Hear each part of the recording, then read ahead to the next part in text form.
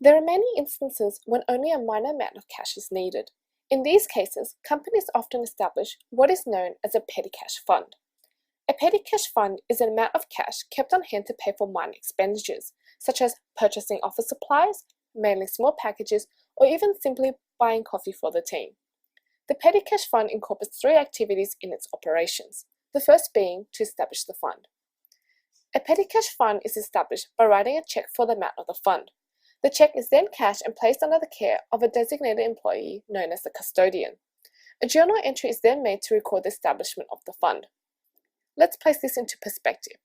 Say on the 1st of May, Fly Green cashes a $100 check to establish a petty cash fund and gives the cash to Mary Tran, the custodian. On this date, Fly Green will record the following entry as so. Once the fund has been established, the cash is used for qualifying expenditures. Payments are usually made by either taking cash from the fund or from the employee's pockets, in which they can later seek reimbursement. In either case, the custodian should collect receipts for the use of any cash. As payments are made from petty cash, no journal entries are made. Journal entries are recorded only when the fund is replenished, which brings us to our third activity, replenishing the fund. As the cash in the fund decreases, the fund must be replenished. To do so, the remaining cash in the fund is counted, and the company cashes a check for an amount that brings the total cash in the fund back to the original balance. The receipts in the fund are then used as documentation for recording expenses. Now suppose on the 31st of May, Mary examines the petty cash fund and prepares the following report.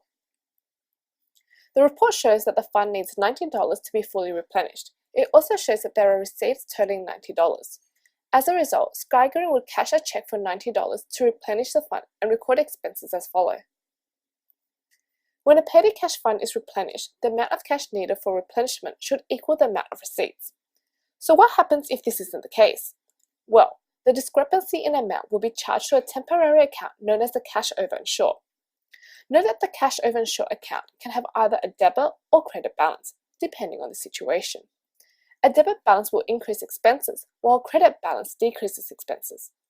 Let's assume the same facts previously stated, except that Mary now counts only $8 of cash in the fund before replenishment. In this case, the difference in $2 is charged to the cash over and short account as follows.